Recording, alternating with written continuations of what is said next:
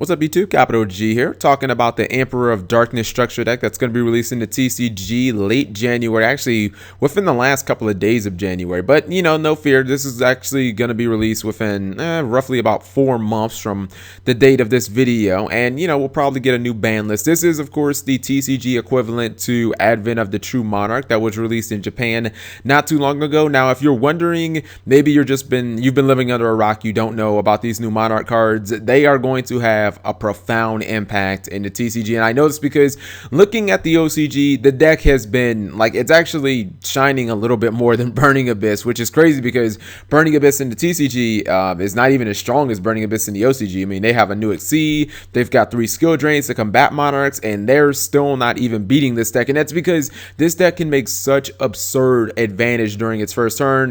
It's actually, like Robbie's always saying, it's quite disgusting. I've played against the deck on stream a few times, about 4 times in total. I have not even come close to beating this deck. And why I might not be using the strongest decks available in the meta, I mean, the deck can consistently get like 11 cards by its second turn, and that's literally like some Infernity shit where you're like, man, a deck that can get like 10 plus cards, within a couple of turns, that's like some crazy absurd thing. But the thing is, this deck really doesn't have any restrictions. Historically, cards like Effect Veiler used to be great against Monarchs because you thought, okay, well, your opponent's going to summon a Ryza this turn, and then they're going to summon maybe like a Mobius next turn, and then maybe trying to go for Thestalos or something like that, where they only had like 1 major summon per turn. This deck doesn't have that. Not only is this deck way more explosive, but it's not really hindered when its first Monarch doesn't get its effect. Like this deck, if you don't stop that first Monarch, it can just destroy you. Also, you've got cards that can spin things back to the deck, so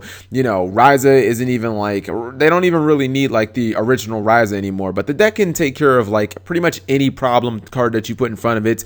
I'm thinking that, and I'll be completely honest here, I have really not actually still deciphered this deck's weakness. I mean, obviously it's the fact that it is reliant on tribute summoning, and there are a couple of cards in the game that can lock that down, things like Fog King and Mask of Restrict. But I'm gonna assume that they're gonna know that they're gonna try and be a step ahead of Mask of Restrict. Fog King is actually seeing a lot of play in the OCG because it can be used for the Monarch mirror match where you tribute for a Fall King, and then your opponent just like, they're just like, fuck, I can't tribute, I can't do anything. Especially if you have like March of the Monarchs on the field too, like Fall King becomes incredibly difficult to kill. And you could see players try and implement that into the TCG. It's so difficult because if I'm not mistaken, Fall King is like 2 tributes. So while you've seen decks like Burning Abyss in the past be able to, they've been able to splash in copies of Majesty's Fiend and things like Vanity Scene, because they're 1 tribute,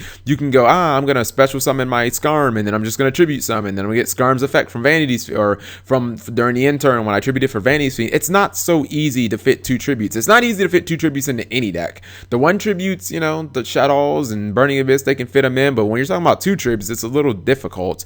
I think that this deck is going to be so good. I think it's really going to power creep everything from the Duelist Alliance era. I think it is absurdly consistent. It's like, when it comes to consistency, from what I've seen of this deck, it is literally like Necros level. And again, as we speak, with the OCG just doing their recent ban list where they gave Norton like the boot, and they hit a couple of pendulum cards. This is pretty much the best deck in the OCG by, I would say, a small margin. I think Burning Abyss is like right on its heel, but it's definitely the best deck, and it doesn't have, like, there aren't any major weaknesses. And again, it's even scarier, much more so than Monarchs in the past, because this deck can actually OTK. Like, it can bring the hammer. There are some loops in there. Thank God that we don't have Nethys, where it would just get even stupider. But let me know what you guys think. What is your opinion on this coming to the TCG? We knew that it was going to happen. I guess if Monarchs have to come to the TCG, which I think some of these cards are going to get hit. I'm just going to be honest.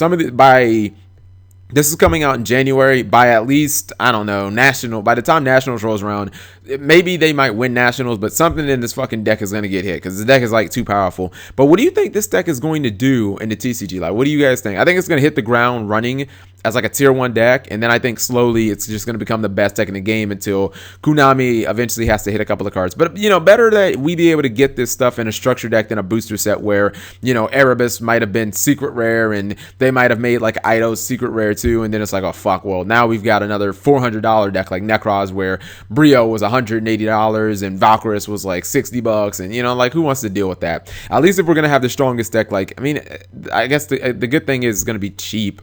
I mean, I'd like to see the Magispector match, like Magispectors play against this, but Magispectors haven't been doing super hot in Neo CG, so we'll just have to see about that. So anyways, let me know what you guys think about this. Thank you for watching as always.